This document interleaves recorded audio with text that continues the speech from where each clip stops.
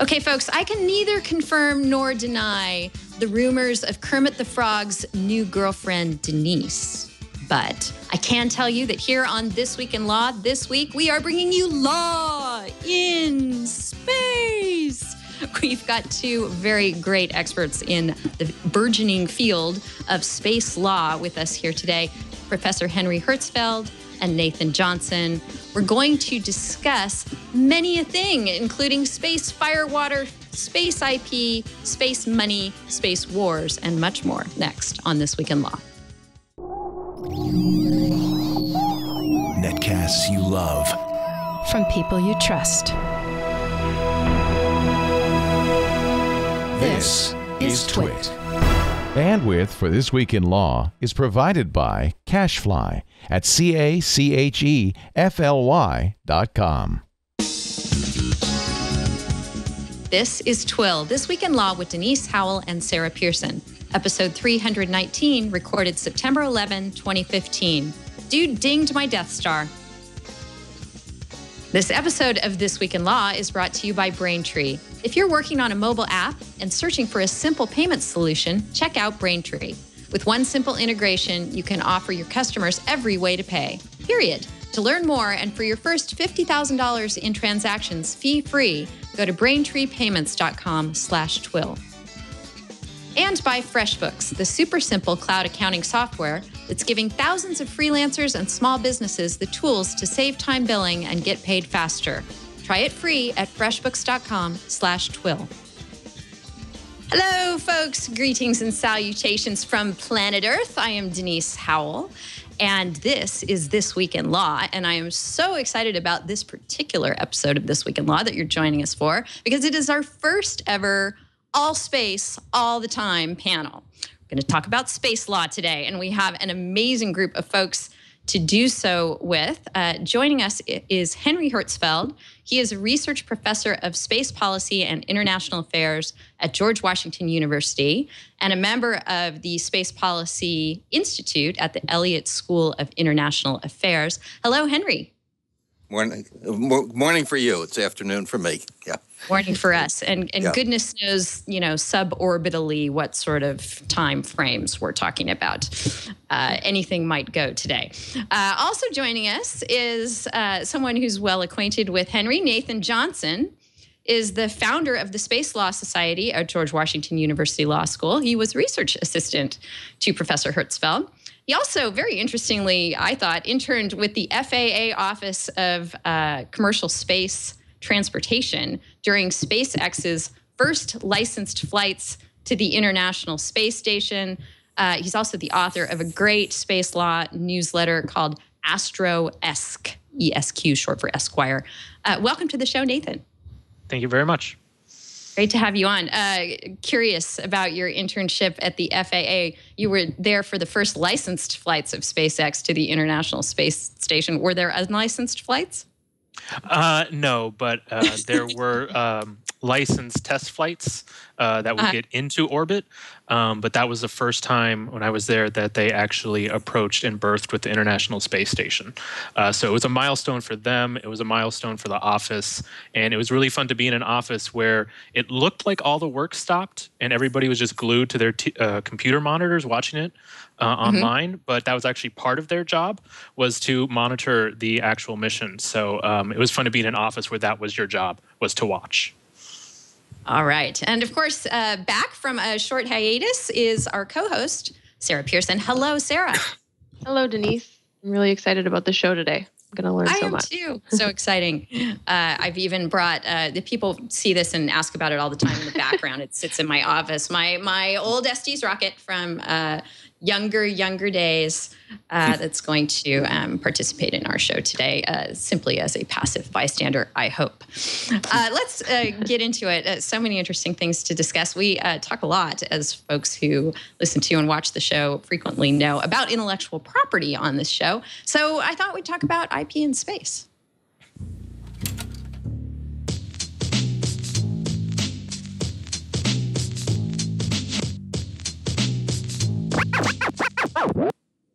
And since we're doing space travel, we may as well do time travel as well a bit and take us back to the summer of 2013 when Commander Chris Hadfield on the International Space Station did a video, a cover of a very well-known David Bowie song that I believe we're going to play for you right now.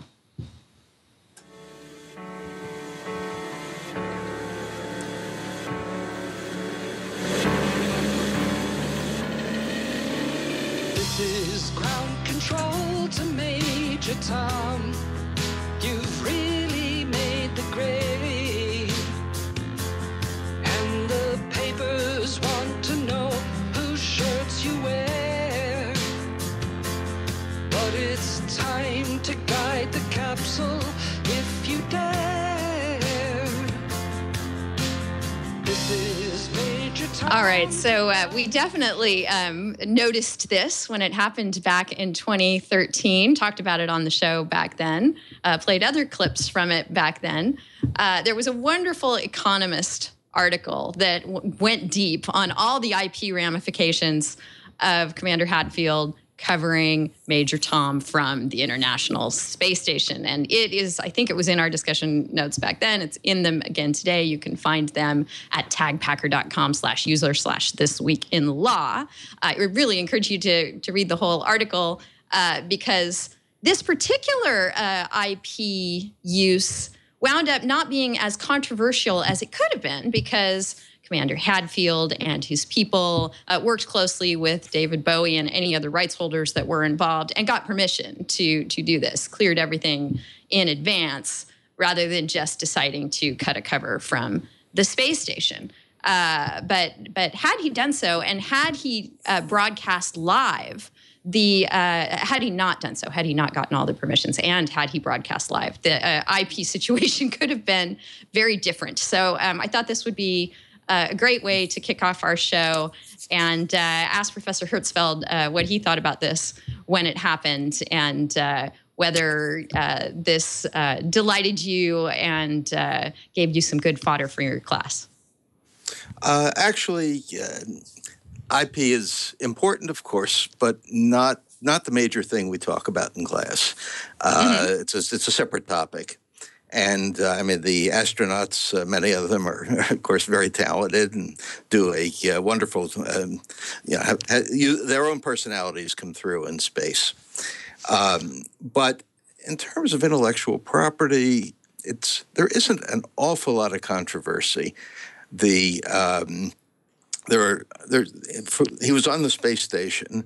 There are two things. There's a space station agreement among the partners, the 14 nations, and a lot of these issues are fleshed out in that partnership agreement. And there's also a crew code of conduct. And there's also a relationship that's spelled out between the commander and the ground, so that there shouldn't be too many surprises. Intellectual property essentially is similar in space to what it is on Earth, because each of the modules in space is owned and controlled and under the jurisdiction of different nations. And the basic idea for in the law of space, particularly on the space station, is that where you are, that nation's laws apply to the part of the space station that you happen to be in at the time. So if he was in the European part of the space station, the Columbus module, he would follow the European codes. If he's in the United States part, he would follow ours, and similarly for the Russian or Japan and so on. All right, Sarah, what about, this was not a live broadcast, but let's take the example of live broadcasts from space and try and wrap our copyright brains around them. In this Economist piece, they quote J.A.L. Sterling, a London-based expert on international copyright law, who wrote a 2008 paper called Space Copyright Law, The New Dimension, where he listed dozens of potentially problematic scenarios that could arise He asked what would have happened if on a moon landing broadcast live by NASA across the world, 2 astronauts were overcome by emotion and burst into song, one covered by copyright. He posits that NASA might still be engaged in litigation 40 years later. And then another example Sterling came up with was considering space travelers who put copyrighted material from Earth on a server reachable from space, or who might engage in rights-violating public performances for crewmates. And here's a quote from the piece. If the first person to walk on Mars decides to launch into a whole new world, the rights will need to have been cleared with Disney first. What do you think about all that? Well, music copyright is the one area where it's always jumbled in my head, so I have to look things up. But I did notice in the article it talked about how the compulsory licensing rights for cover songs doesn't include the right to broadcast. So it technically wouldn't fall under a compulsory license. I didn't actually look that up to double check to make sure. I don't know if you know off the top of your head, but off the top of my head, no. I think all this is fascinating, and maybe I'll kick that back to Professor Hertzfeld and see if he has a thought on it. Not a particular. This is not my expertise, my area of expertise, and right. But again, we can dream up all sorts of scenarios, and I am sure that for 95% of them, maybe more, we can find terrestrial examples that might be similar, and right. that have been litigated, and where there are decisions, and we can follow them. Areas where there's no sovereignty, sometimes if you're out at sea and not on a ship, it's hard to imagine, but Antarctica, some of these things may have happened, and even the explorers going to the North Pole, perhaps, so that I don't think this is going to be the serious problem in space as we move ahead, and I think it can be dealt with fairly well. All right, good. Nathan, any thoughts on copyright before we move on to a couple of other IP issues?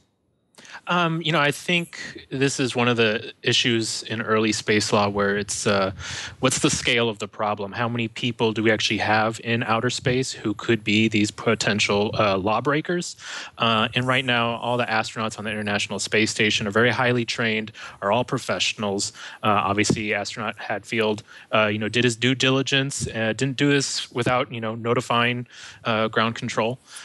So right now, like Professor Hertzfeld said, this isn't really a near-term problem, but we are starting to look at what will happen when we have less trained or less professional people going into outer space, space tourists who will still go through sort of like physical training so they can withstand flying into outer space. But like you said, who may become overcome with emotion when they are, circling the globe for the very first time.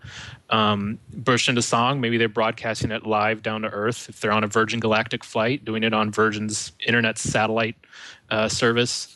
One of the issues that does come up, though, especially with Virgin Galactic as an example, is the idea of space tourists going into orbit and then looking down back at Earth and taking a photograph. And that may seem innocent enough, just like singing a song to yourself, or if you're being live broadcasting a song out of happiness. But there are certain regulations about taking, remote sensing images of the Earth. And again, this is something that is coming up more as we talk about the emergence of space tourism, having these sort of untrained professionals who are just doing something they think is innocent enough, but may in fact run afoul of certain laws on Earth. Let me add, say that there is an exception for handheld cameras at the moment. And astronauts have been up in space. They have sometimes have their own cameras, and they've taken pictures. And that's been deemed not to need a license. In this case, for remote sensing Earth observations, the licensing agency is not the FAA, but it's NOAA, part of the Department of Commerce. And what is interesting as we move ahead, though, are these small satellites that may be no bigger than a handheld camera. And they may be put into space in swarms. There's a company called Planet Labs that's started to do this. And they do need licenses. So that there are some differences between I like to call people going into space adventurers, not tourists, but if we have private passengers going there, excuse me, this issue could come up again, but I doubt that they would have cameras of enough resolution and fidelity to make any difference. And parenthetically, the United States very recently just removed the resolution requirements on even the most sophisticated imagers in space, so that I don't think that will be a serious problem. And what? I know that when I get to do space adventuring, the first thing I am doing is getting as high a resolution camera as I can with me and taking as many pictures as possible and posting them everywhere I conceivably can. And I assume I'm not alone in that desire. What were you going to say, Sarah? Oh, I was just going to ask what the rationale was behind the licensing scheme there. Is it a matter of safety because they're trying to target like satellite type of imaging, or is there some other, what's the rationale for having restrictions about that? Oh, well, it's shutter control, it's defense, it's security, and it is basically imaging of the Earth that is of concern at the moment. We haven't dealt very well yet with taking pictures of other satellites or of, taking pictures out the stars or whatever from space. So that you can easily envision how that can and will be an issue as we move ahead. For example, if you take a picture of another nation's satellite, you may be able to figure out a lot of things that it's doing, or even the idea of satellite servicing, which is part of it's going up, taking pictures of a satellite to see what went wrong, why the solar panels didn't expand, or whatever might have happened if there was a bit of a hitch in the launching of a satellite. Okay. All right. So pictures from space of the Earth are in a developing area of law, depending on subject matter and the degree of resolution, et cetera. That'll be an interesting area to watch.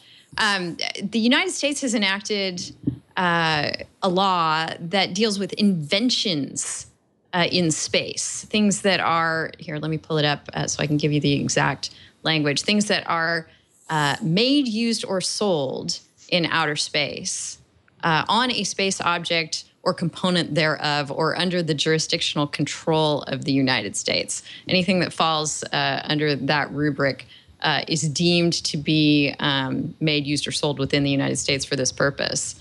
I just thought this was interesting that Congress was looking ahead to inventions in space, wondering if other countries have done so too, and if we're looking at intra-country arguments about who owns what IP that happened to have been developed in space. Nathan, do you know anything about this? Well, the International Space Station is an agreement among few specific nations, and that ISS agreement isn't necessarily a treaty, but it has the enforceability of a contract between those nations. And so, by definition of their agreement on the ISS, they sort of apportioned, all right, certain countries have certain modules, and the easiest way to do this is just say your country's law applies in your module. And this was great when we're talking about the government-run operations.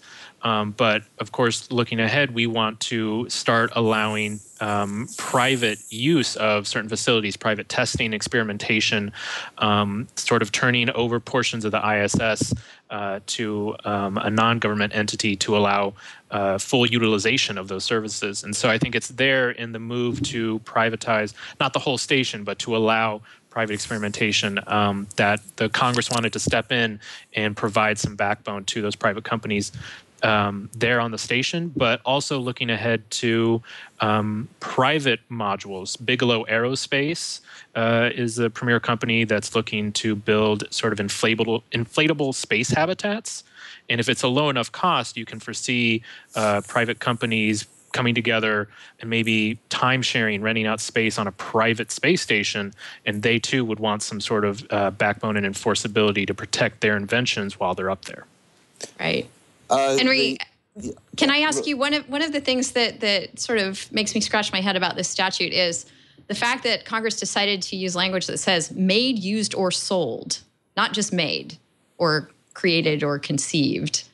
The main purpose of that law was not the space station, but it was if you wanted to go up, manufacture something in space, even on a free flyer, and bring it back, it wouldn't be treated as though it were an export and taxed with tariffs or duties.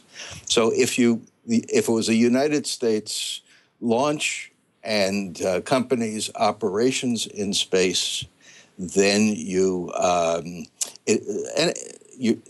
I'll step back in a minute and explain why, but it's treated as though it were a U.S., something manufactured on land in the United States. And it was really a taxing and export and tariff issue. The space station, its agreement's a slightly different thing, and we're talking there maybe more with inventions and intellectual property. This could be manufacturing anything, even drugs in space. You bring them back, you're not going to be taxed as though it's an import. Anything that is launched from a country, the launching state, that nation is responsible forever, actually, as long as that object is in space. And as such, it is treated as it is though it was owned by either the government of that country, if it were a government launch, or a private company in that from that launching state. And that's the idea here, that something sent into space where you had a manufacturing facility, maybe that will happen in the future. It's been proposed. People have had ideas to do it in the past that haven't really worked out very well. But the idea is it's as though it were manufactured next door and in the country. All right. I think that IP in space is a fascinating topic, but as our guests have pointed out, probably not as fascinating as all of the rest of the things we could be discussing. So we're going to move on in a moment and get to ideas like ownership and who makes big planetary scale decisions, liability, jurisdiction, security, et cetera, and more. I think we'll talk right after our break here about the law of the ISS that we've touched on a bit to give people an idea of how that works. But before we get to all that, we're going to thank our first sponsor for this episode of This Week in Law, which is Braintree. Braintree is code for easy online payments. Of course, whether you're in space or right here on planet Earth, you've got to get paid for your services. If you're a mobile app developer, you really have to check out Braintree. Braintree is the payment solution used by companies like Uber, Airbnb, Hotel Tonight, Living Social, and Munchery. You've heard of all of those. And Braintree scaled with these companies from early stage startups to the successful companies they are today. So Braintree can scale with your business too. Braintree has made the payment experiences in these apps seamless and magical. And now you can add a similar experience to your own app. With excellent customer service and simple integration, Braintree gets you ready to receive payments quickly. And Braintree's continuous support plus fast payouts means you'll be prepared as your company grows from your first dollar to your billionth. Braintree is helping solve the problem of mobile cart abandonment by offering a best-in-class mobile checkout experience. You got to check it out for yourself. The way you're going to do that is go to braintreepayments.com/TWiL. Where you're going to find a full stack payment solution. Support for all payment types for your customers. You can start accepting PayPal, Apple Pay, Bitcoin, Venmo cards, and more, all with a single integration across all platforms. with superior fraud protection, customer service, and fast payouts. So when you go to braintreepayments.com/TWiL, you're going to get a really amazing deal. You're going to get your first $50,000 in transactions fee-free. No fees at all. You're going to collect $50,000 through Braintree without a single payment to them. So go check it out at braintreepayments.com/TWiL. Thank you so much, Braintree, for your support of This Week in Law. All right, let's dig into some space law and policy issues.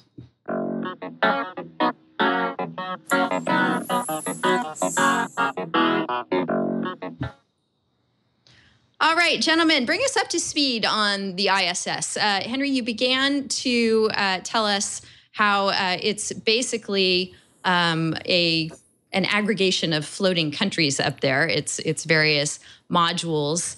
Can you give us the nutshell version of how law operates on the ISS and the interesting high points, if any?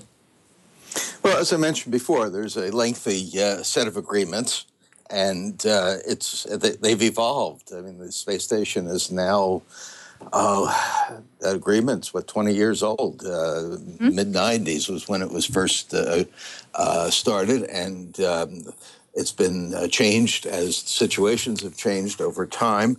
But it basically, as I said, has a couple of parts to it. The agreement among the nations, there's about funding and contributions,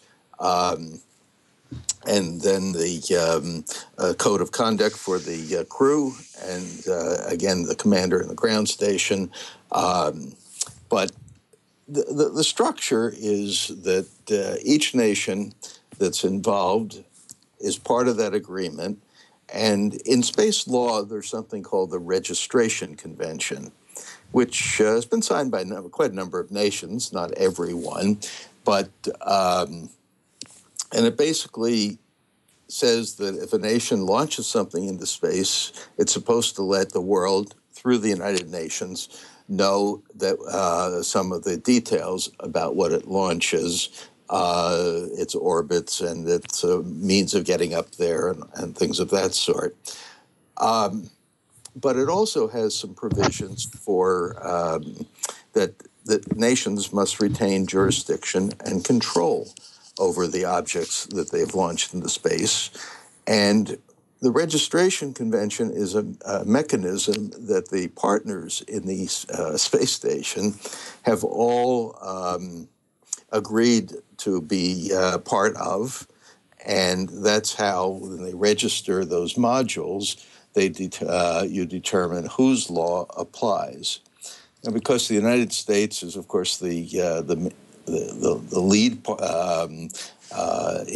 in the space station development and construction, and the power units and other common utilities, so to speak, in the station are mainly put there through the United States.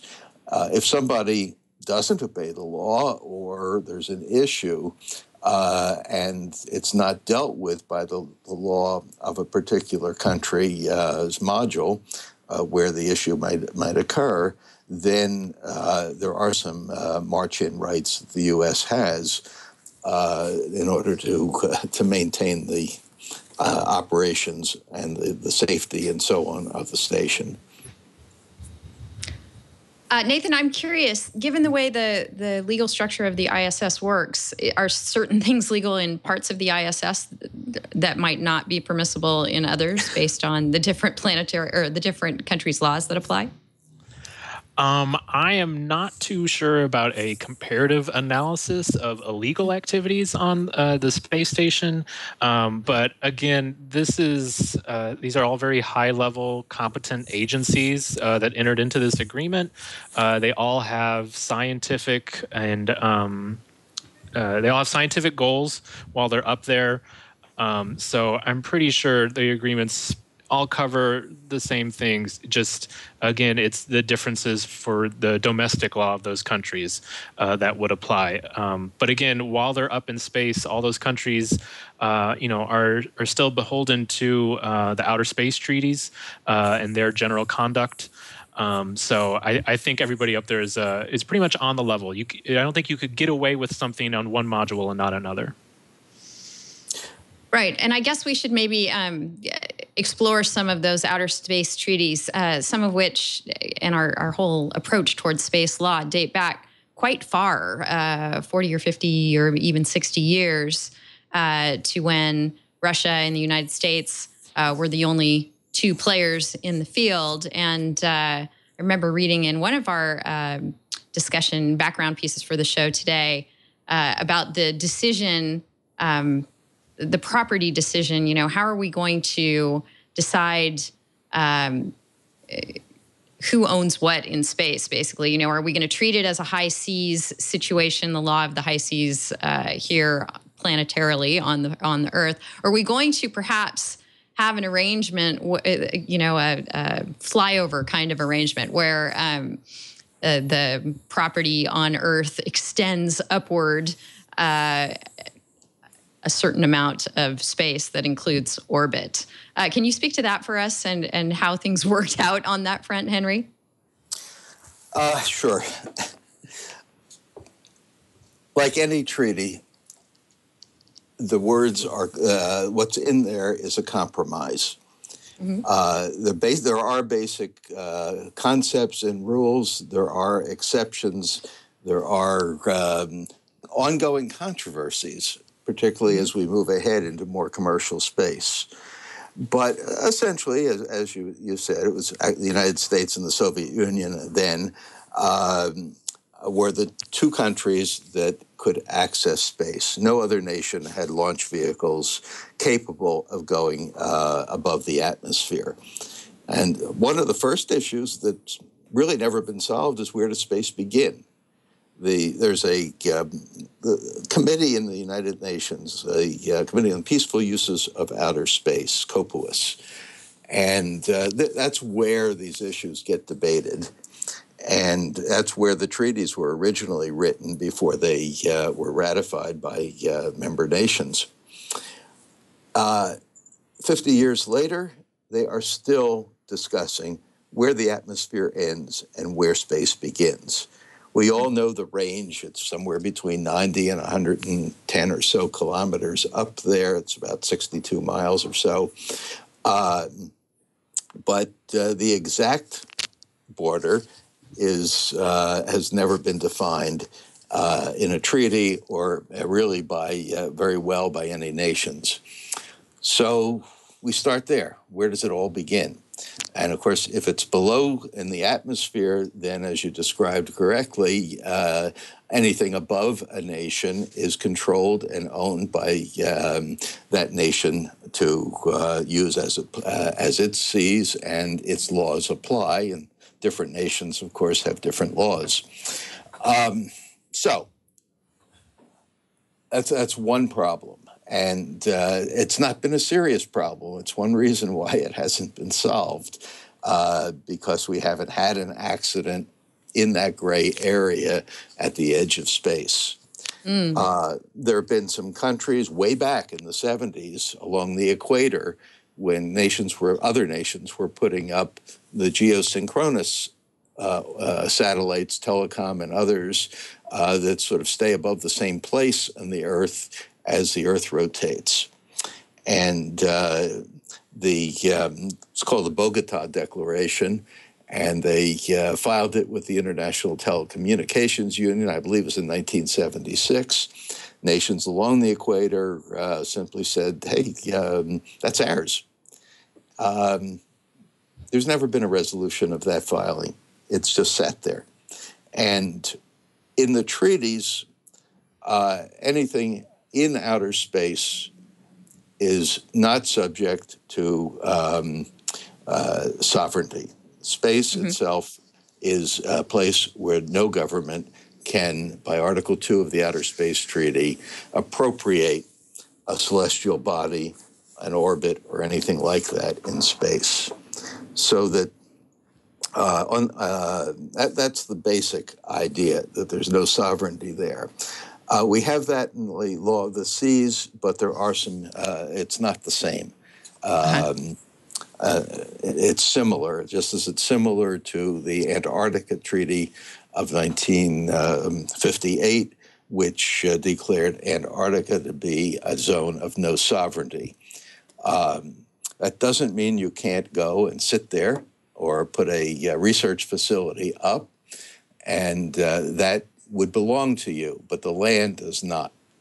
And the same idea in space. As I mentioned, if you launch a satellite or a rocket, it's in space, it's your property. But the space itself is not subject to the sovereignty of any government. All right.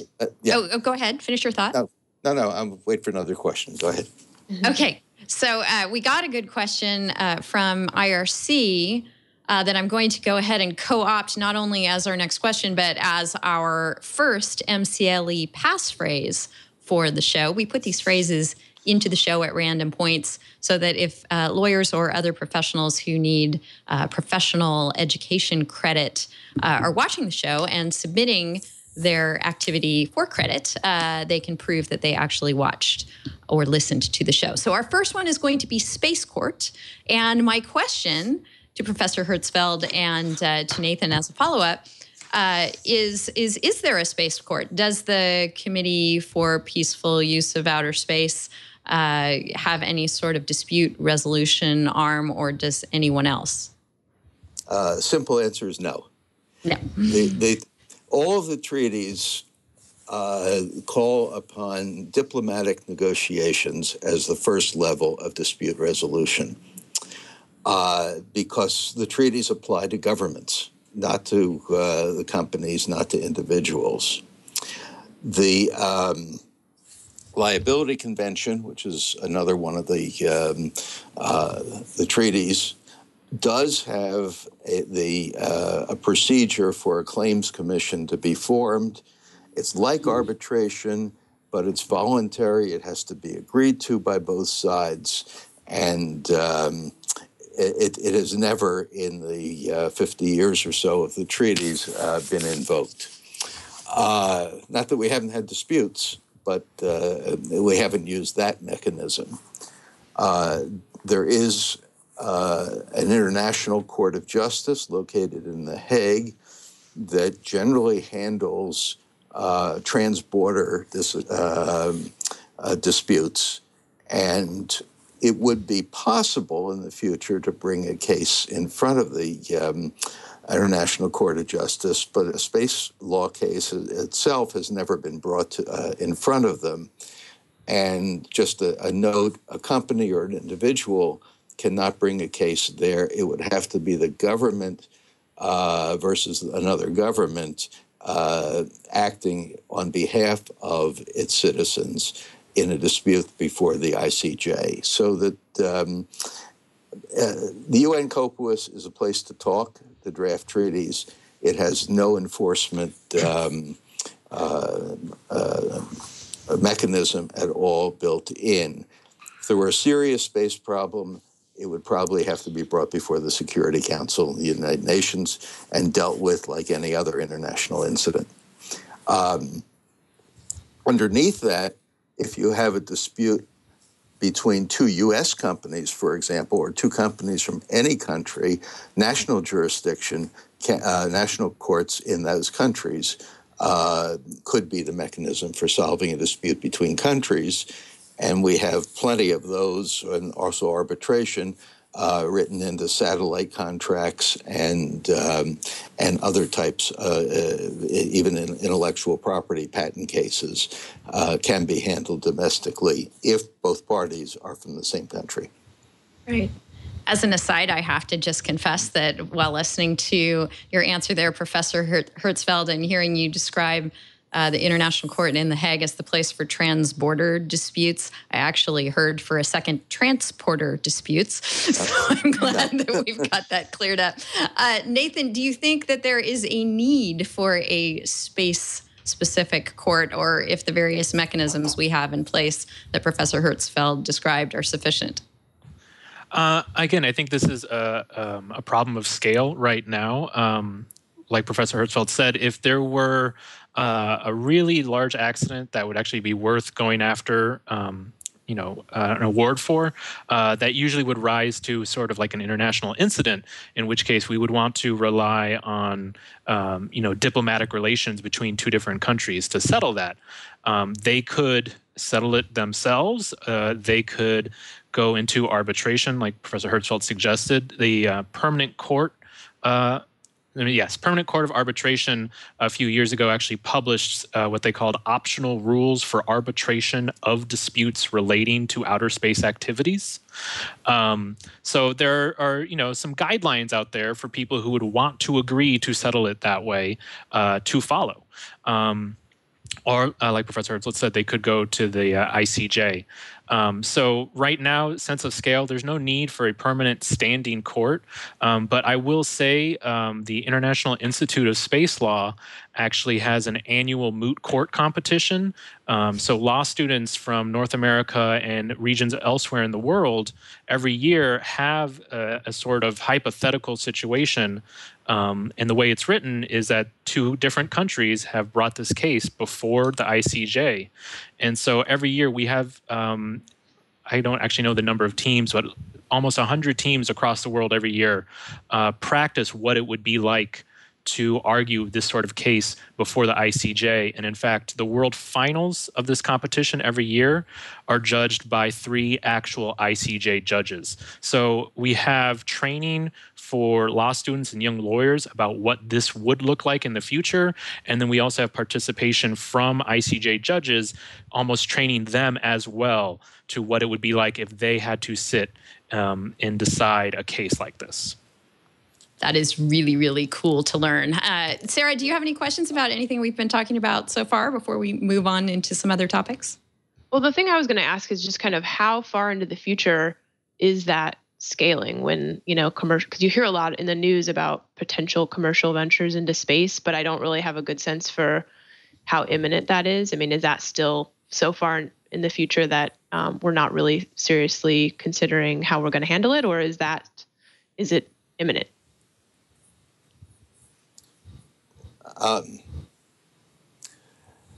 Depends how you define commercial. The most of the things in space, most of the proposals, most of the activity, even if it's done by a private firm, are dual use. They have government and maybe even security uses as well as possible private sales. So that we're still in a netherworld of moving toward private companies with ideas and with things they might be able to do and sell directly to consumers beyond telecommunications and beaming, photons or whatever, electrons back to Earth. So that I can see it happening. But in terms of true commercial operations in space, I think it's a ways off. And almost everything, as I said, will fit either a science or research government mission and be useful to governments as well as to these companies. So that I think the newspapers in some ways have given a public perception of more there than there really is. And I also believe that most of these private companies would not see the profitable opportunities that they are talking about if they didn't also have a government or several governments, doesn't have to be the United States government, as a potential customer along with other customers. So that we're seeing a change, but it's a trend. But I don't think it's going to be anything that's going to be super big overnight. It's going to take time. All right. I want to point people toward a wonderful article for which Professor Hertzfeld was interviewed in Gizmodo.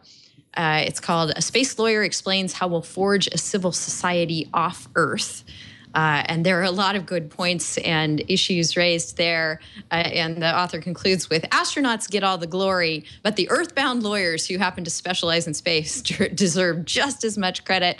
So I'm happy that we have two such folks on the show with us today, helping us grapple with these fascinating issues. And one of the most fascinating and troublesome issues I can think of regarding policy for space is how we make decisions, how we work together as a planet to make decisions on a planetary scale for things that do not involve planet Earth. And to cue up, what kinds of decisions I'm talking about, Elon Musk was interviewed on The Late Show by Stephen Colbert a couple of nights ago. I just wanted to play you a clip of that interview.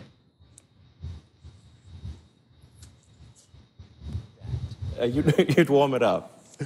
Just warm it up. If you with want, a blanket or with what? How would you warm Mars up? It's a long way away from the sun. There's the fast way and the slow way. Okay. Give me the fast way. The fast way is drop thermonuclear weapons over the poles. You're a supervillain. That's what a supervillain does. Yeah. So, Professor Hertzfeld, who gets to make decisions about warming up Mars, whether it happens, how it's done? Is it an individual like Elon Musk, or how does you see this all playing out? Oh, I don't see it playing out at all for a while, unfortunately. But just from a strictly legal perspective and putting it in the context of the treaties and nothing much more than that for the moment, as I mentioned, governments are responsible for their actions and for the actions of non-governmental entities, meaning companies, individuals, in space. Article 6, the Outer Space Treaty, lays that out, and nations have also included in that responsibility are supposed to continuously supervise the activities of their own governments and of their citizens, companies, too, in space. All right, Nathan, any further thoughts on dropping bombs on Mars's poles? On Mars, you would need to get a license or an agreement from our government if it were a U.S. launch. And I don't think that... I think we've got some freezing going on there. Yes. Sorry about that. We'll come back to Professor Hertzfeld in a moment. Anything you can add? Wait a minute. Something? Oh, okay. Are we back? There, you're back. Yes, we're having a few Skype glitches with your connection. We haven't gotten permission from the government adequate to continue on. Clearly, here. We're halfway between the White House and the State Department. Who knows? Yeah. So, anyway, there's also an Article 9 of the Outer Space Treaty. It's a little weak in its language, but it does talk about nations not doing harm to the plans of other nations and for prior consultations. And certainly, if you were to try to do something as radical as what Mr. Musk had talked about on that show, it would potentially do a tremendous amount of environmental harm in space, and I seriously doubt that any responsible nation would let anybody do something like that. So there are some mechanisms for controlling that, but it's... I think Professor Hertzfeld has frozen again. We'll get back to him in just a moment. Nathan, on this subject, there's a great piece in The Independent UK called Who Owns Outer Space and What Happens When Corporations Want to Extract Resources from Asteroids or Planets.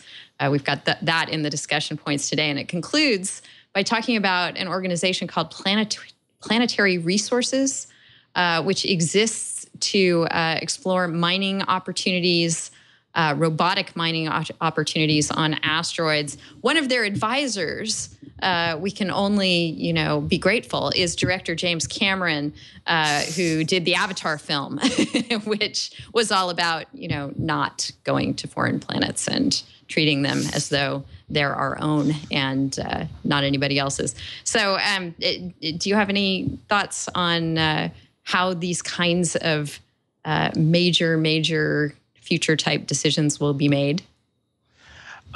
It's something that people start talking about right now. It's been talked about because people like to dream about being asteroid miners. Peter Diamandis, Planetary Resources, I think, specifically said he grew up dreaming of being an asteroid miner, as odd as that may be. But again, we have actual businesses being formed. And one of the things about businesses is that they like to plan with some certainty. So when they bring up a hypothetical, they're actually putting money behind it. So it becomes a little bit more real because they want to be able to raise more money and actually achieve this hypothesis. So nobody is mining yet. Planetary Resources has not even chosen an asteroid to mine yet. They have not built a robotic miner. If anything, they have drawn up plans for satellites to identify asteroids they would want to mine. So to start off with, that's how far away we are from having an actual case before us. But the discussion around it, it talks about, first, the Outer Space Treaty says no national appropriation of outer space. So we can't have anybody stake a claim. Well, we can't have a country stake a claim to an asteroid. Okay, that's fine. People want to say, well, then a private company is not a country. Could a private company stake a claim to an asteroid? And the answer to that is we don't know.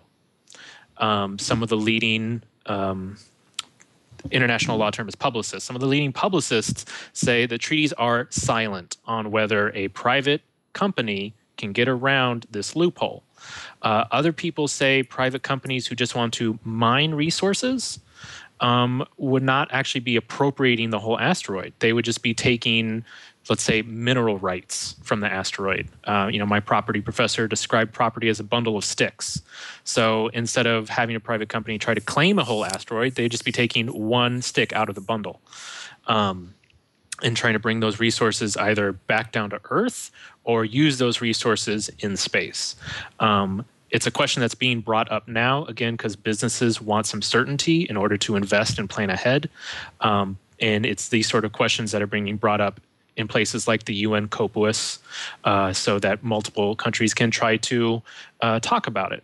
On the other hand, we have the US Congress, which proposed the Asteroids Act, which wasn't intended to establish brand new international law.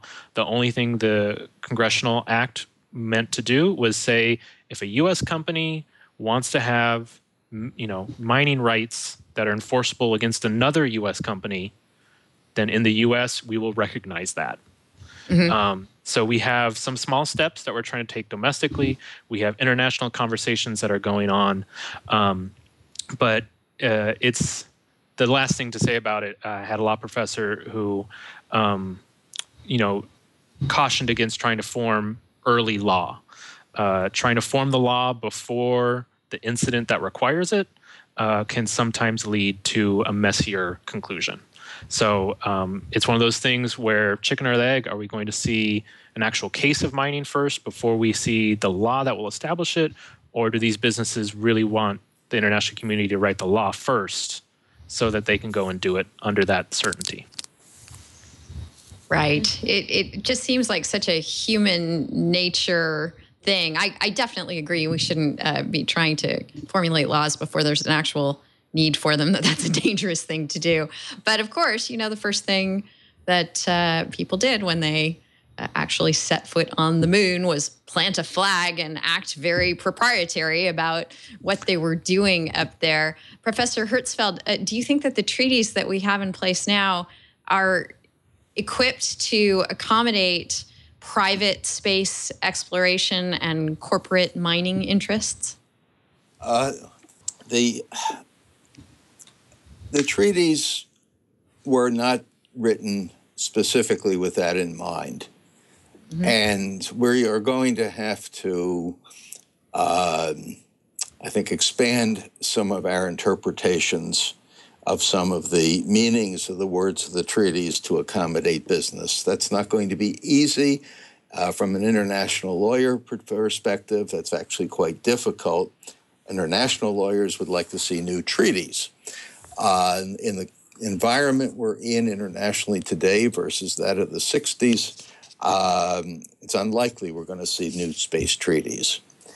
So the fact is technology is moving fast. And because it's moving fast, we're going to have to do something. And I think these treaties are sufficiently worded so that the nations can engage in some of the activities that we've been talking about. The Asteroids Act, of course, was rewritten. There are some slightly different words. I think it's better than it was at first. There was a bill passed by the House this year. It's, as we talk, in a conference committee with a Senate version that doesn't have any of the amendment to the House bills that included the Property Rights and Asteroids Act part of it. We'll wait and see what comes out of the conference committee. I think it's clear that private individuals cannot do activities such as selling an acre of land on the moon and things of that sort, according to current international law, because, again, going back to what I said about Article 6 and continuing supervision of a government, governments following the treaties would not allow that. But when we're talking about eventual use of resources in space, the treaties do allow for the exploration and use of space. And I think included in that word use is private as well as government use of resources. And I think it will be possible. If we're going to explore and learn anything about space, we're going to have to. The rovers on Mars are digging and looking at trying to see what's there. So that's been a permissible scientific activity by governments. And how we expand that, if there is a true commercial interest in resources as we learn more about what's up there, it's going to be an issue of great debate. But I think it eventually will be possible. It's really interesting to me. Oh, sorry. I was just going to say, and then I'll let you chime in, Sarah, that it's certainly important that we figure out means of making these kinds of decisions, because ultimately we got to get out of here, right? We can't stay. The Earth has an expiration date.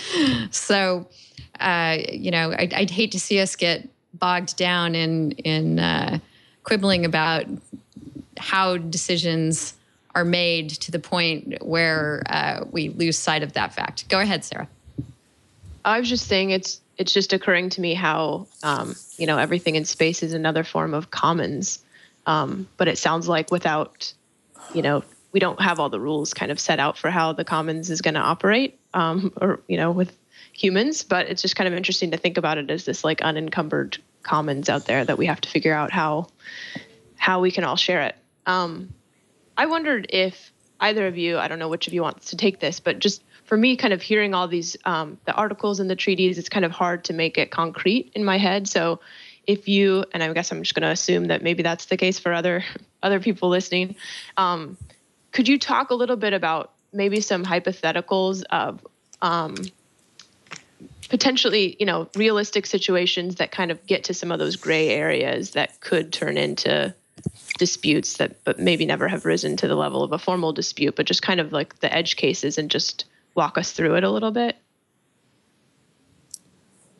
And if you need a specific example, we already mentioned one on the show. Professor Hertzfeld did. The problem of something happening in that zone that we're not quite sure is outer space or aerospace.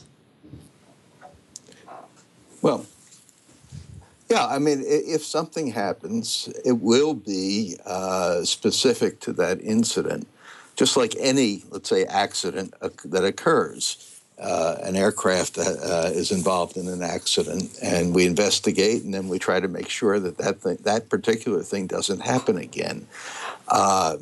Something else can happen. We're dealing with a very complex set of equipment as well as an environment in space that we understand a lot better than we used to, but we don't fully understand it. So that, things do happen, things will happen. And at that point, you deal with them as you would any accident. You investigate and then figure out a resolution.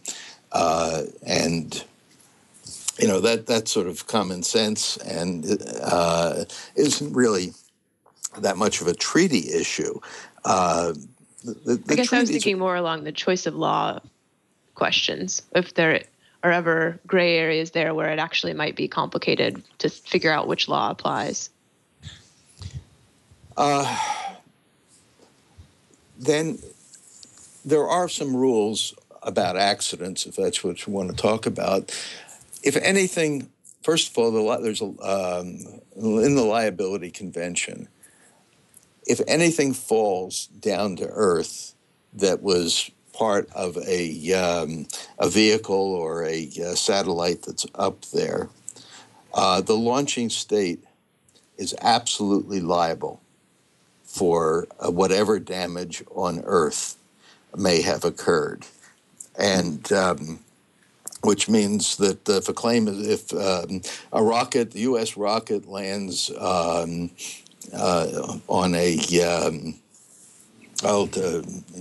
anywhere in the world that and does some damage, that we have to make the other nation whole and fix the property, pay for the injuries, deaths, whatever. And if a Russian vehicle accidentally lands in the United States, similarly, you'd have to pay. There's one incident that space lawyers refer to, and that was a Russian satellite with a nuclear reactor on it back in the 70s, came in and landed on some, unfortunately, uninhabited Canadian territory. And Canada filed a claim with Russia, and in the end, Russia paid, the Soviets, paid Canada some money for that cleanup, the Cosmos 954 incident. So there is some precedent. When back in 2009, the United States had launched a satellite. It was a defense satellite, number one, US 193, and it didn't get to orbit. It was tumbling in that gray area, and it was going to re-enter the Earth. It had hydrazine on it, big tank of hydrazine, which is a very potent chemical. If it landed in a populated area, it would be severe and could and very serious accident. So there was a decision made to try to shoot it down, and in a safe place. And we did that in the Pacific Ocean. It landed in the ocean, and no damages were done. But once that decision was made, our State Department representatives went to every country's embassy where there might have been a possibility that it would it could land, if it did, on Earth, on land rather than on the sea, and basically reiterated what I said, that the United States would take responsibility and would fix whatever damage was done. Probabilities, though, of serious damage are pretty low. When you think about the tragic Columbia accident, where the shuttle broke up on re-entry, and it flew, and the parts landed over Texas and Louisiana, and we were very lucky. No, there was no serious damage done because it was a relatively sparsely populated area, and nobody was killed or injured. as a result of that accident. So, and 3/4 of the Earth is water, so that the odds are with us, but that doesn't mean we couldn't have some major damage on Earth. But that's taken care of in the treaties. The interesting issue as we move ahead is what happens if there's an accident in orbit. And according to the treaties, it's fault liability. In other words, which nation caused that accident? Was there negligence? And we don't have a definition in the treaties of negligence or fault. Do we use U.S. law in that? And then where, what state, if we used U.S. law?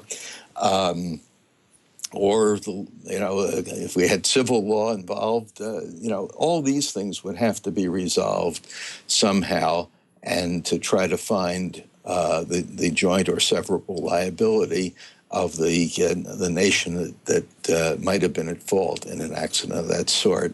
So that's where we're going to have to do some real thinking. And once an incident occurred, the facts of evidence from that incident would probably be the determining factor in some way of how we would deal with that internationally. Once again, we've had accidents in space. Things have hit each other, as you know, Iridium Cosmos a few years back and other things. But we have yet to have an accident in space where there was significant economic damage, significant enough to warrant a lawsuit. That has not happened yet. Is that just a matter of time, though, Professor Hertzfeld, with all of the flotsam and jetsam that is orbiting around up there? And you mentioned the little CubeSats that are inexpensive and hard to see, and yet I would assume could do a lot of damage, since space orbiting materials aren't made to be very sturdy or collision resistant. How do we deal with fender benders and worse among orbital devices? Yeah. Well, we have some guidelines for this that are fairly vague, but at least there are guidelines to prevent and to help prevent an increase in debris. Many of the bigger, new satellites are maneuverable and perhaps can be maneuvered to avoid an accident. Those little CubeSats, the technology is still being developed, and maybe they'll be maneuverable at some point. Most of them are in very low Earth orbit and will fall back and burn up and not be any serious threat. But even though space is a big place, it is getting more crowded, and someday something will happen, but trying to predict whether it will be tomorrow or 20 years from now is really an impossible thing to do. So that all we can do is work on it. We're developing better systems for space surveillance and conjunction analysis, meaning trying to predict if and when something will collide. But this is a growing problem, probably not a near-term one, but in certain orbits, that it will be it will be something we're going to have to deal with. And the other thing to keep in mind is that these small sats are fairly cheap, and there are a lot of them up there. Will there be enough economic damage, or will they explode into lots of different parts, and all those parts will multiply as what's known in the industry as a Kessler syndrome, and then there'll be even more chances of an accident. Again, not yet, but all these scenarios are out there, and we haven't adequately dealt with them yet. Nathan, how will we deal with them? Sorry, I was engaged in some discussion on the IRC chat, talking about the possibility of salvage in space. Mm-hmm. So I was not actually paying attention to what you guys were talking about. So we're talking about the items in geosynchronous orbit or other orbits that are either operating autonomously or operating with a crew. And the fact that there's a lot of them up there, and although we haven't really had a fender bender problem yet, that's certainly a possibility. And it seems as though the laws and treaties that we have in place now aren't really equipped to handle, if someone's CubeSat, suppose it's a school. I've read a lot about schools wanting to send up their own CubeSat to do various academic kinds of curriculum oriented stuff. Your little CubeSat clocks into an actual manned space station. I know, there will be guidelines for who can occupy what orbit, but technology being what it is, things can go awry and go places where they're not supposed to be. And how do you think we'll handle all that? Yeah, I mean, I want to go back to, I think, one thing you said, the larger objects that are put into space, there's a lot of money invested in them, and they are made to be somewhat durable. Because aside from space debris, there's also sort of natural meteorites in space. So a lot of these larger objects, including the International Space Station, are meant to be, again, somewhat durable. And Bigelow Aerospace, their inflatable space habitat concept, as scary as it sounds to be inside an inflatable bubble in space, that's actually supposed to be even more durable, because a lot of those small items like meteorites are supposed to be able to sort of bounce off of it almost. But I think, again, if you want a current boogeyman, these CubeSats from smaller organizations like universities, they may not be themselves made to be too durable. Like you said, they can be harder to see, harder to track. The more objects you have in space, the harder it is maybe to keep tabs on it all. And we can talk about some of the organizations out there, including the Air Force, that do almost a public international service of trying to keep track of things in outer space and warn operators about that. But what comes to my mind immediately is there was a study or a headline I saw. I can't remember if it said 2/5 of CubeSats or 3/5 of CubeSats actually aren't compliant with end-of-use regulations. So these CubeSats, satellites are supposed to reserve fuel to take themselves into graveyard orbit, i.e. get out of the way once their lifetime is over. But if these CubeSats aren't compliant, then all of a sudden you could have, again, these smaller operators that are just sort of leaving their satellites in desirable orbits, and that could lead to problems down the line. All right. Well, I think you've given us our second MCLE passphrase for this episode of This Week in Law, and it's going to be clocked by a cube. Jot those down if you are listening to the show for continuing legal or other professional education credit. And if you need more information about that, head on over to wiki.twit.tv, find our This Week in Law show page there, and we've got a whole 50-state breakdown, at least for the lawyers in the audience who might be seeking to use their time listening to the show and enjoying the really fascinating guests that we have on to further their legal educational goals. We are here with two very fascinating guests, Henry Hertzfeld and Nathan Johnson, talking about space law today. We're going to get to some more really interesting topics, such as space elevators, what China is up to in space these days, and funding, or the lack thereof, for ongoing space exploration, as well as, of course, Star Wars. How could we not talk about military and security things going on in space as well? So we are going to get to that after we thank our second sponsor for this episode of This Week in Law, and that is FreshBooks. If you're a freelancer or you run a small business, chances are your least favorite part is rummaging through receipts, trying to keep track of your expenses, creating, formatting, and sending invoices, and the worst, tracking down customers who don't want to pay you on time. FreshBooks is the super simple cloud accounting software that's giving thousands of businesses like yours the tools to save time billing and get paid faster. And let me tell you, I have been a drinker of the FreshBooks Kool-Aid for some time now. It is actually the accounting end of my law practice.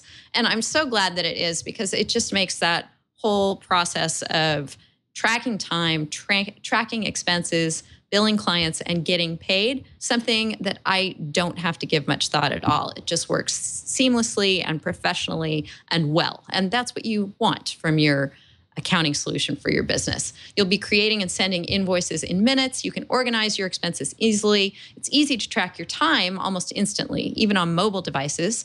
And with their automated late payment reminders, you can avoid those awkward emails or phone calls to your clients saying, I haven't gotten my check. You'll wonder why you didn't start sooner. If you have questions, help is free forever, and you can always count on FreshBooks award-winning support rock stars to go above and beyond whenever you need a hand. Getting started is simple, and it's totally free for 30 days. Go to freshbooks.com/TWiL, and don't forget to enter This Week in Law in the How Did You Hear About Us section. Start your 30-day free trial today. Thank you so much, FreshBooks, for your support of This Week in Law. All right, let's talk space elevators for a moment. Lockheed Martin is attempting to develop one. There is a business in Canada that was in the news recently. What do you think about space elevators and the legal ramifications of them, Professor Hertzfeld? Nathan talked about the moot court teams a little while ago, and he didn't mention it, but he was actually on the GW team a couple of years ago. But the I guess it was about 10 years ago now, in 2005, there was a question. Space elevators were a hot topic then. And there was one of these international moot court questions based on the space elevator, and the chain that would go to space got broken and fell back into the ocean and did some damage and things of that sort. So there's been some thought on this, of course, over time. Nothing happened 10 years ago because, of course, the technology was too new, and there are a lot of issues. If you have a big tether going hundreds of miles or over 100 miles up into space and being held up there. But let's get back to basics. And anything like that would be quite a ways off before it was built, tested, and verified, and it was safe, and all the rest. The elevators themselves, though, are just another indication of the end of what is almost the holy grail in the space engineering area, and that is trying to find a cheap access to space. We haven't found it yet. All the launch vehicles, the chemical propulsion is very expensive. It's true that CubeSats can be launched fairly cheaply. It's only because they're very light in weight and very small and not really as capable as many of the big satellites. It's not because we've made any breakthroughs in launch technologies. So there have been other proposals for cheap access to space, and they haven't gone very far. So that I wouldn't rule out anything, but I would just say that if companies are experimenting with this, that's great. And it's going to be quite a while before we would see anything that we'd have to deal with from a legal perspective. And I don't think that a space elevator really opens up any new ground in space law. I mean, it's still a launch vehicle of sorts, and you would have many of the same issues, safety, liability, reliability, all those things that we have today. In IRC, I have to just let you all know that someone brought up, facetiously, but yet hearkening back to our earlier part of the show and discussing IP issues, the issue of the music on the space elevator. How is it going to be licensed? We don't know.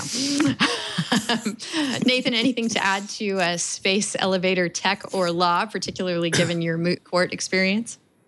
Yeah, the way we would approach it in moot court, you look at the actual technology that the question's about.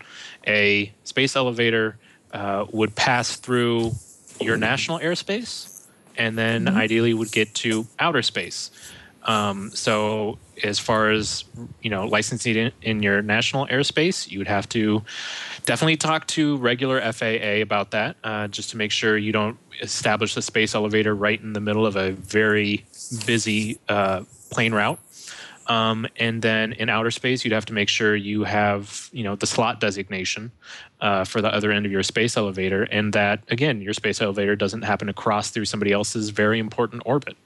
But to tie it into the music issue, again, we don't have a single definition for where outer space begins. So, would you be able to play the same music during the entire elevator ride? Or for safety's sake, would you have to stop playing the music once you reach a certain height because your U.S. license to play that is over? And you'd have to, listen to the sounds of silence for the rest of the trip up to the satellite end. Only if it wasn't the Simon and Garfunkel version. Yeah, those guys are litigious. So, the space elevator, again, like Professor Hertzfeld said, it's a hypothetical concept right now, but you have people who are drawing that up, who are thinking about it, and who are, providing fodder for moot court competitions to think about.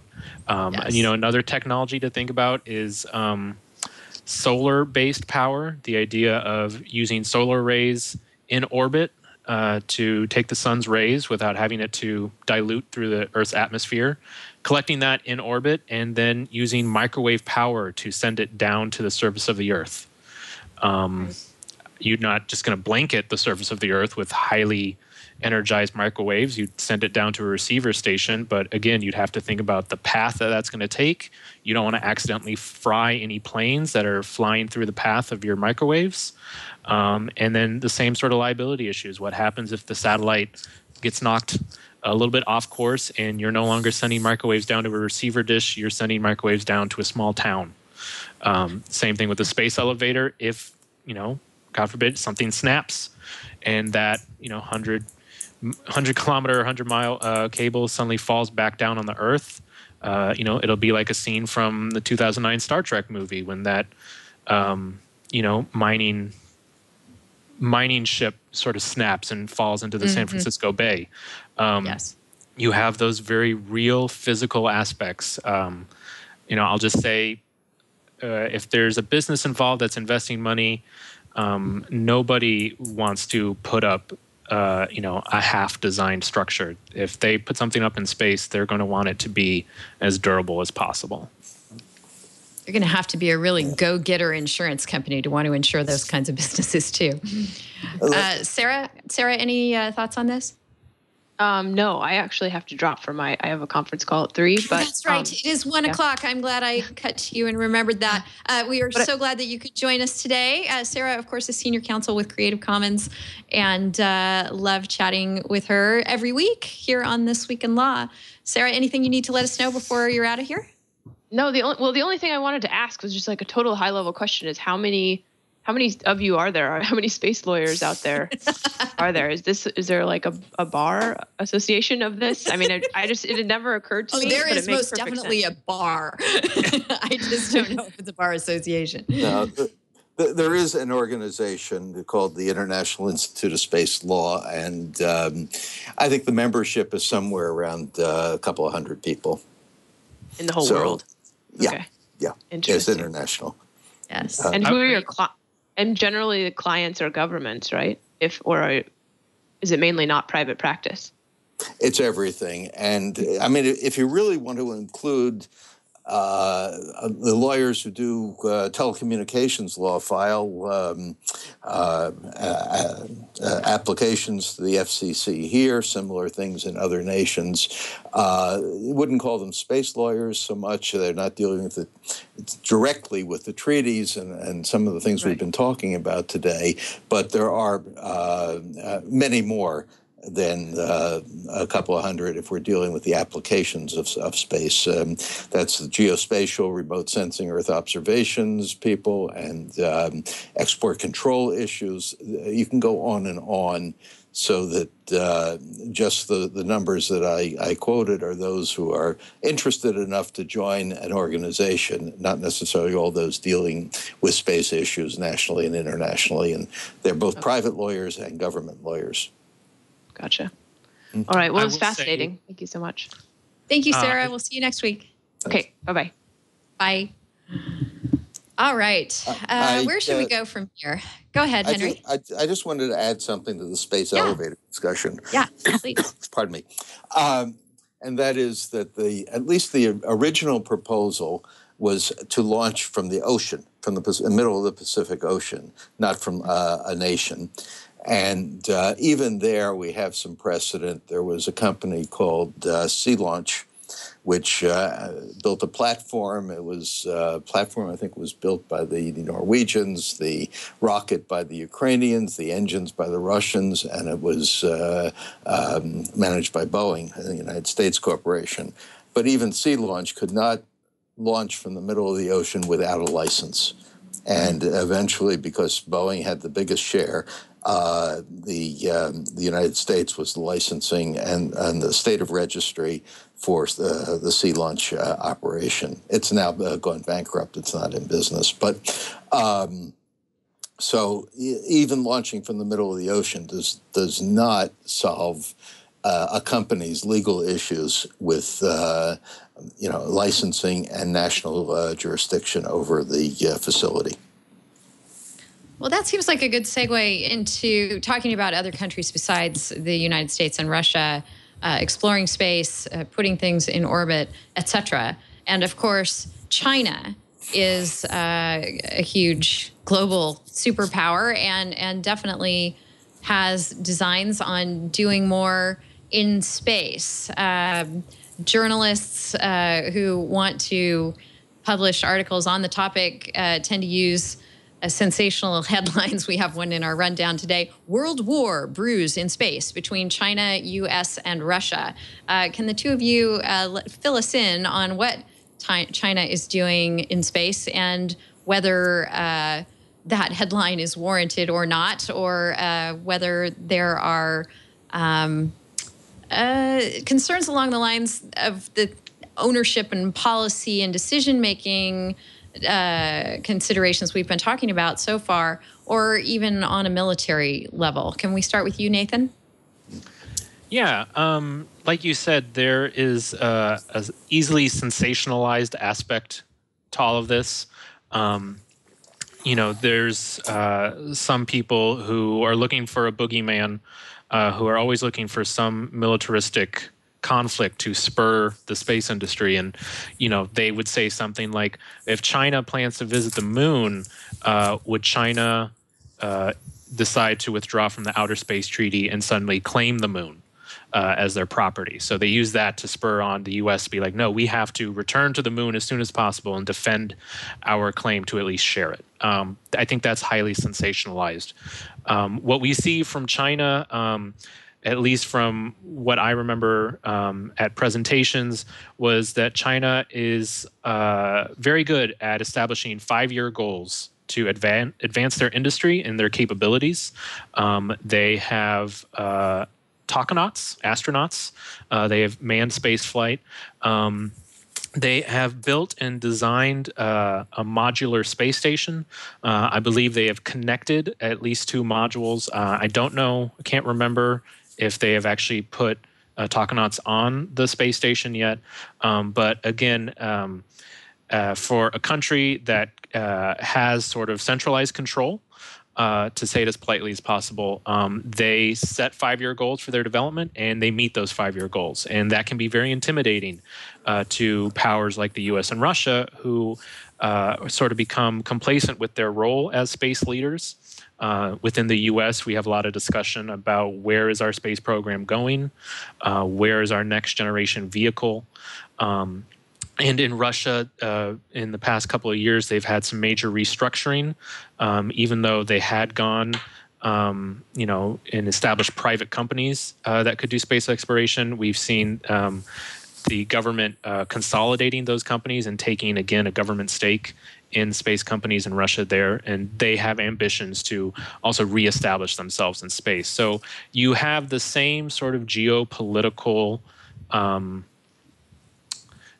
struggles between the countries, trying to maintain a balance or trying to maintain their leading role in certain aspects, which leads to that sensationalization. But again, we also have similar capabilities. So the U.S. Proved that they could modify a sea-to-air missile to shoot down a very low tumbling satellite. Russia has a secretive space object that can maneuver between different orbits. China tested an ASAT, anti-satellite capability. Everybody is moving around and sort of displaying, as you would, your capabilities out there. But again, ideally, we all want to keep the peace, and so nobody has made aggressive moves against each other. So we have that dual aspect that has been with the space race all along. It was developed with a lot of military backing, but the public face of it is peaceful uses. And it's a great thing when we can have cooperation, like we had the joint Apollo-Soyuz demonstrations between the U.S. and Russia even before the wall fell. And that's one of the discussions we have now is the U.S. and Russia are two of the parties in the International Space Station. Would we ever invite the Chinese to participate in that? And there we get into some domestic politics. There are some members in the U.S. Congress who are vehemently against any cooperation, especially space cooperation with China. And I believe Professor Hertzfeld might be able to speak more to those specific examples. Yes, please, Professor Hertzfeld. Are we about to bring, are Russia and the U.S. about to bring China into the space exploration fold? They're there. We don't have to bring them in. Yeah. And they have sent taikonauts up to their space station. Let me... China's an interesting and difficult question. We don't even know a lot about what their real plans are. We can see different things happening. I was fortunate last November. I attended a UN conference that China hosted on space law. And about 200 Chinese people were there, and invited some outside, some international lawyers, and it was run by UN COPUOS. And it was really a show that ostensibly they wanted, the Chinese, to learn more about international law and laws of other nations. Quite honestly, I think they know an awful lot about all the laws of other nations, at least from the Chinese lawyers I've spoken with, and I've been there twice and even lectured at universities there. They're not ignorant of that, but I think they also wanted to show their government and that about the importance of international law. China has ratified the space treaties. They did a long time ago. And the issue, I think, is in their domestic environment of what the lawyers who are easy to talk to and you can agree with, and they agree with you about these principles, versus the politics and what's going on with the PLA and other things that we don't see in China. And, I think what Nathan said about attitudes in the U.S., in our Congress anyway, about cooperating with China, it's a serious problem. I'm not so sure that China is as open as we might like to cooperate in areas that might be considered relatively sensitive. And I think those will remain fairly shut for quite a while. And superimposed on top of it, of course, are all the human rights and other issues that are not space related, but international politics with China. But I do believe that there are many people in China who would like to see cooperation. I do not believe that they want a war with the United States. I wouldn't go that far, and I wouldn't. I think these newspaper headlines can be very misleading. But are they doing a lot in space? Are they preparing for their own defense, just as we are? Sure. Exactly what, I don't know. And, I don't even want to guess. So that, I don't think that we're in a new space race the way we had it with the Soviet Union to show off technology to the rest of the world. I think it's a very different environment today.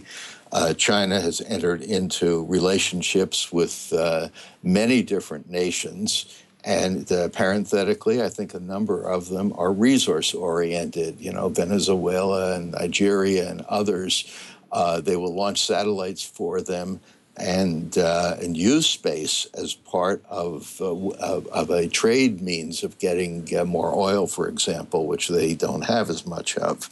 So that, we're in an interesting international environment that where space is just one of the elements of all of the areas of trade, cooperation, and resource allocation in the world. So I think we have to be cognizant of what they do. We have to be prepared, but I don't see a war with either Russia or China in the near term. Some competition for sure, but and again, I think China is probably more focused on the Asia-Pacific rim in terms of what it's planning and what it's doing than the United States directly. Well, whether lawmakers are taking the more short-term kind of view of, well, we've got to keep our technologies and exploration and capabilities current with what others around the globe are doing, or whether they're looking more long-term, and getting back to the point I made earlier that, our time on this rock is limited. One thing that lawmakers here in the U.S. and elsewhere control is how much money gets allocated to space-related research and exploration.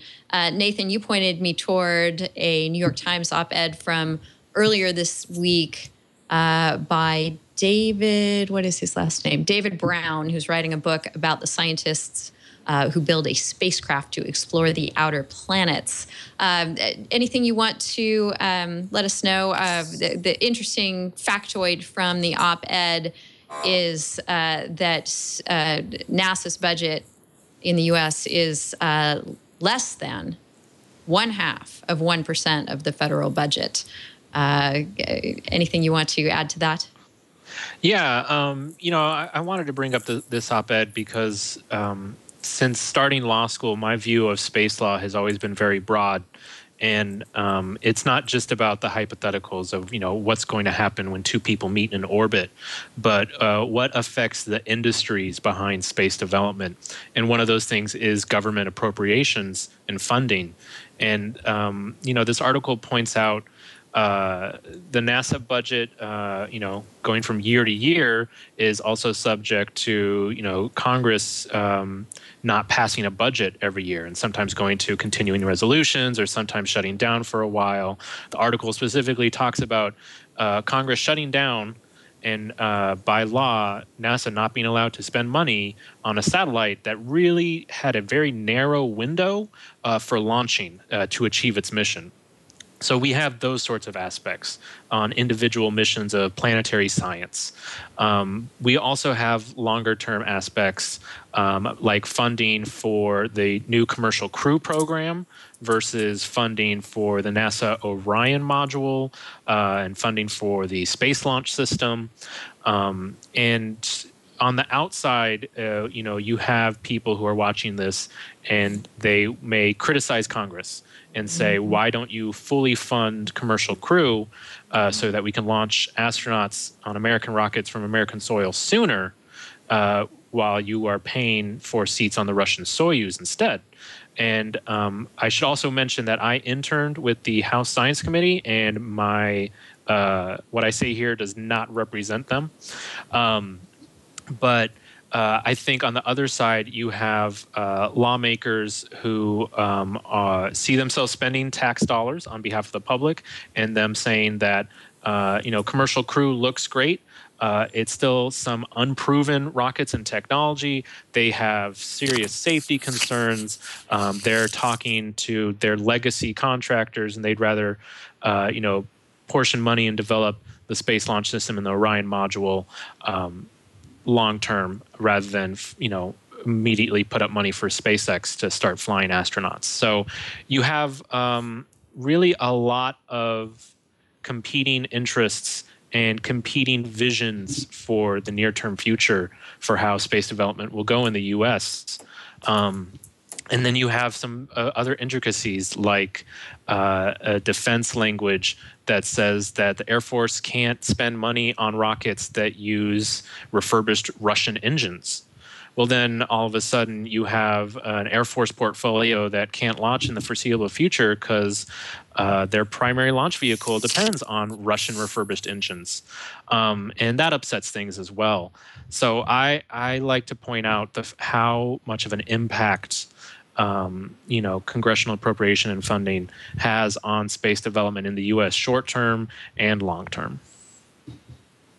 Professor Hertzfeld, with the budget, with NASA's budget currently being less than 0.5% of the federal budget, does that just mean that we are shifting away from government-funded space exploration and work and toward a future of the private sector driving this, or does it not mean that? Absolutely not. NASA's budget's roughly $18 billion a year. That's a lot of money. The United States spends roughly $40 billion a year in space, which is more than half of the world's expenditures. No other nation spends that much in space. We really don't know how much China spends. But of all the nations, what we do know, we're the elephant in the game. And there's no question about it. What we're talking about, what Nathan was talking about, is primarily how we spend it, the distribution. And that is up for grabs. And obviously, there are companies involved. There's there are politics involved. There are new technologies. And we argue about this publicly all the time in Congress and the executive branch. I think that Nathan sort of touched on one of the major problems with our system, and it's not NASA, it's the annual appropriations where we unlike many other countries, cannot plan long-term because we don't know for sure how the money is going to be allocated next year. I'd like to point out that since the 1990s, we've had a whole host of acronyms and different launch vehicle development programs. We've spent over $20 billion, 25 probably, on these programs, and every one of them has been canceled for one reason or another. Some technology, some politics, our democracy is not that efficient all the time. Maybe that's an understatement. Maybe. Yeah. So I think we have the ability still, and we still have some of the most sophisticated technology. We're the leader in space. The pie is growing. There are many more nations building launch vehicles. They want independent access to space, and also have space capabilities than in the past. That's growing, so that our share of the world's pie, the world's expenditures in space, has shrunk a bit. But in absolute dollars, we've been very level, and even in a serious budget situation and deficit situation, Congress has given NASA at least level funding, which in today's world is somewhat of a victory. We're not back in the Apollo era where we had for a few years, a very huge surge in expenditures. For a long time, it's been a fraction of the U.S. budget, a very small fraction of the U.S. budget. And it's probably going to remain that way when we have problems of, as you know, health and housing and, and food distribution and everything else. Getting more money allocated to space is probably not going to happen unless there is a very, very specific need for it in a very sensitive area of some sort. So, well, that's a fantastic segue to something I wanted to ask you about before we go ahead and wrap the show, ask you both about, because through all of the pieces that I read in getting ready for this show, and pretty much in IRC, as we've been chatting throughout the show, the topic that keeps coming up that we haven't talked about yet is water. How there is water in space, and a need not only for water to fuel space-oriented activities, that water is a necessary resource if you're going to build things in space and fuel them in space. But I live in California, and we are suffering. So if you could briefly speak to the subject of water, and maybe it does jibe with our funding conversation here. Professor Hertzfeld, could that be a very specific instance where we see more budget allocated to outer space research? I don't think so. First of all, we're not bringing any water back from space. How much is up there, how much is usable, we still don't know. And the whole idea of water being valuable in space is so that we don't have to transport it from Earth to space. And water plus methane, you can make rocket fuel out of it up there. So if we want to go deeper in space, do more, we could basically create a fueling depot of some sort using resources from space. Keep in mind also, unlike Earth, where we do have a water cycle and usually renews itself. I know California is right now in a serious way, and we have other places in the world too. But it's not something we want to bring back. We're going to bring back from space. That's out of the question. It would be for use in space on space missions at the present time. And right.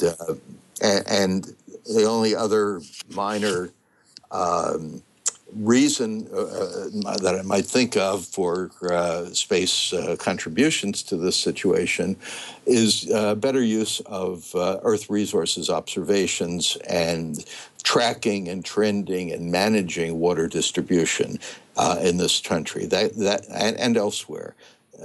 There we can do better with predictions and better observations, and perhaps help with conservation efforts through using some of making what we do now in those efforts more efficient, more productive, and better using space capabilities. But that alone is not a reason to go to space. It is a side benefit from going up there.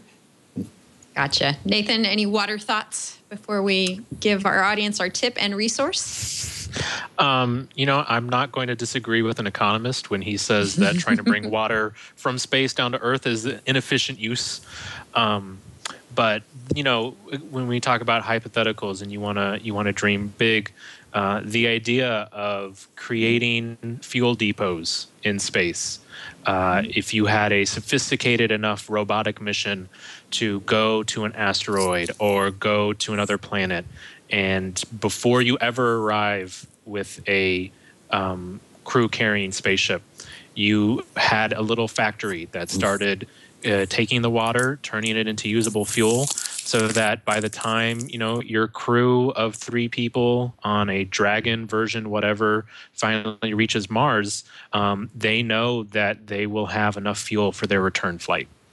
Or once you start talking about not just returning to Earth, but going further, have little fuel depots set up along the way. That is really, really hypothetical, but that is sort of one of the dreams of use of water in space. So if it doesn't make you thirsty in Southern California to think of using water just as fuel, and that's one of the goals in a generation or so to try to do. Everything makes me thirsty in Southern California these days. Thank you for that, Nathan. Well, one thing you can do with water in space, as learned by a distillery in Scotland, and now also on board the International Space Station, at least for 3 years while it was aging some whiskey up there, is you can make whiskey with water in space. Interesting story over at Ars Technica, chronicling Ardberg's experience distilling, maturing, and aging whiskey in space to see if it made a difference. And I realized there's not much of a legal tie-in with this story, but it very much ties into bars. So we'll just go ahead and go with that. Yes, I will say that lawyers drink whiskey, so that makes it. Exactly. I don't know that the experiment might have gone as well as Ardberg wished. From the article, testers described the whiskey aged in space as tasting definitely different than the same whiskey they did, a test batch on the ISS and the same batch here on Earth. And there were definite differences. The space whiskey was described as intense and rounded with notes of antiseptic smoke, rubber, smoked fish, and a curious perfumed note like cassis or violet. Well, that could be good. And woody tones leading to a beefy aroma.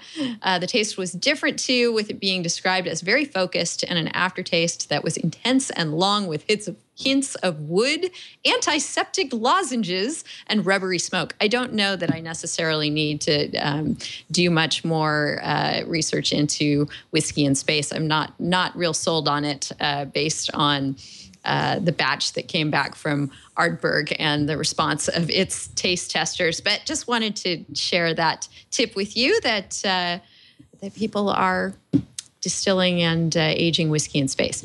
All right, and then our resource of the week comes to you courtesy of my son, who decided the other day that he would like to name a star. And I started to do some research into star naming and learned from the International Astronomical Union that all of the various outfits out there that purport to have you name a star are very unofficial and simply there to collect your money. Here's what there's a great resource. This is the resource of the week called The Layman's Guide to Star Naming, published from the International Astronomical Union, that tells you all about star naming and their stance on it, and the fact that really no matter how much money you pay to people, what you're getting is a pretty piece of paper and a warm feeling and not an official name of a star. Here's what they have to say in their pretend Q&A on the topic. They hypothesize someone asking, surely the courts will recognize the name I have paid for. And they answer, try to contact your lawyers. Chances are they will either laugh their heads off or politely suggest that you could invest their fees more productively. And then again, but what about the companies that sell pieces of territory on the moon and other planets? Those are within reach, we know. So surely I can have the piece that I bought. And again, they say, see the answer to the previous question. As a minimum, we suggest that you defer payment until you can take possession of your property. I will give you one further resource aside from the guide that debunks the whole notion of star naming as any kind of official activity. And that is the fact there is an observatory, the Sydney Observatory, that has been maintaining its own Sydney Southern Star Catalog since 1983. And it, too, will allow you to pay to name a star in their star catalog. And information is available at the Sydney Observatory website. And the difference here is it's not just someone taking your money. This is an official tax-deductible donation. It's run by astronomers. The income goes towards the observatory's collection, heritage, and programs. And to boot, if you really want to do this and name a star, and if you happen to be in Sydney, Australia, they give you the opportunity to spend a night viewing your star, the star you've named, through their telescopes with one of their astronomers and up to 4 other people. So that sounds like a pretty good deal if you're going to go name a star. Professor Hertzfeld, any thoughts or insights on our tip or resource or anything else we've discussed today before we go ahead and wrap the show? Not too much. It's Just a comment about the private companies and trying to make a little money from the public on it. Your description was, of course, quite accurate. There is one case called Nemitz v. the United States, Ninth Circuit, and basically this man, Mr. Nemitz, had registered with some international unofficial registry that he owned the asteroid Eros. NASA had landed a probe on Eros. He wrote a letter to NASA and asked for a parking fee of $20. And of course, it was never paid.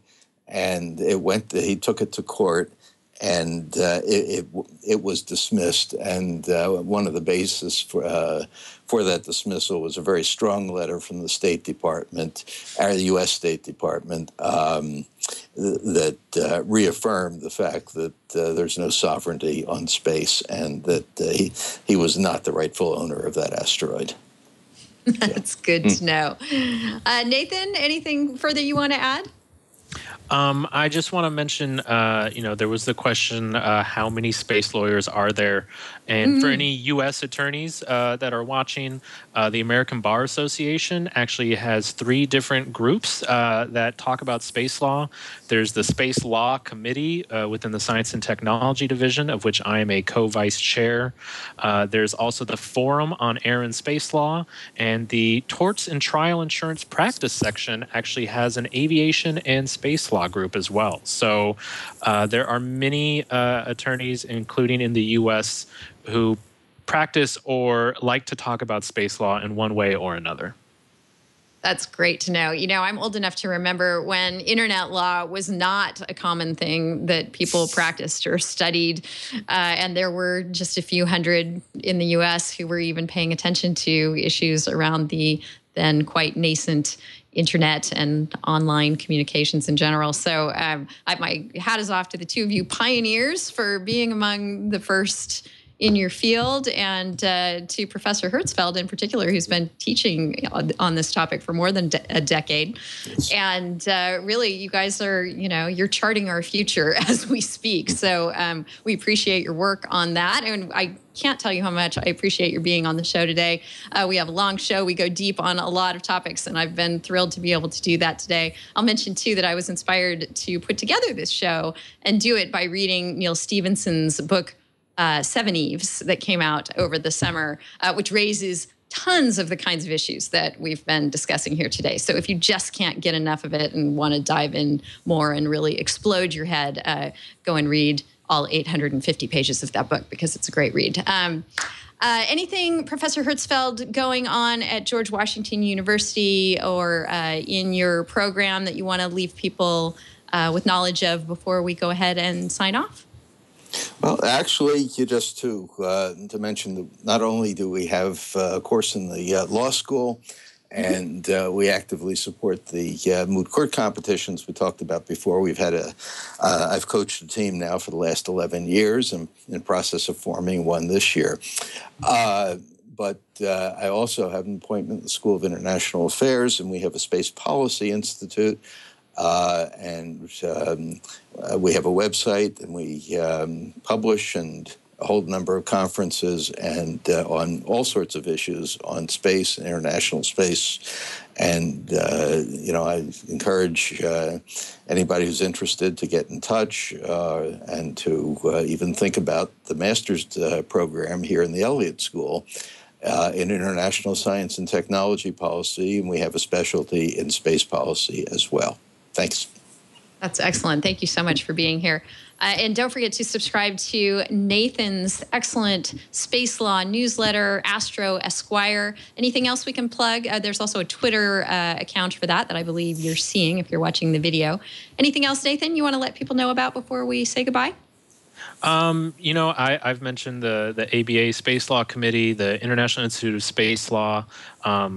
If there's anybody who is currently at a law school or maintains contacts with their law school, and they want their school to have the opportunity to compete in the Space Law Moot Court competition, sign up for my newsletter, message me on Twitter, and we'd love to get more schools involved in the competition. And for myself, one of my goals is to grow the network of space law students and young professionals. So, I'd like to be able to one day more definitively answer the question, how many space lawyers are there? So again, if there's anybody who wants to become part of that network and grow with it, sign up for my newsletter. I'll list events and organizations that they can join, and I'll be trying to put people in touch. Well, and I'm sure before too long, the answer to that question will be too many to count. So we're glad to have had you here when we could still perhaps count the number, and really enjoyed going through all of the various lofty topics that we've covered today. Folks, we've been thrilled that you've been able to join us. If you've done so at starting around, we got a little bit of a late start today, 11 o'clock Pacific time, 1800 UTC, then you've been able to join us live. That's when we record the show every week. If you haven't, don't worry about that. And don't worry if you can't join us live. It's great if you can jump in IRC and interact with us during the show. But if you're, someone who needs to watch TWiL on your own time, then head over to twit.tv/TWiL. Our archive of shows is there waiting for you to be consumed however you would like. So don't forget about that. Tell your friends and tell us what you'd like to, if you would like us to do more specialty topic shows like this, we would love to hear from you about that. I'm Denise at twit.tv. Sarah is Sarah P at twit.tv. And you can get in touch with us on Twitter, on I keep wanting to say on Instagram. We do not have an Instagram account for This Week in Law. Maybe we should start one. We do have Facebook, Google+, and Twitter accounts for the show, though. And any of those are great ways to also get in touch and continue the conversation after the show. Let us know what you thought. Let us know who you think we should have on the show, what you'd like to see us discuss. We love hearing from you. And we look forward to seeing you hopefully next week on This Week in Law. Take care.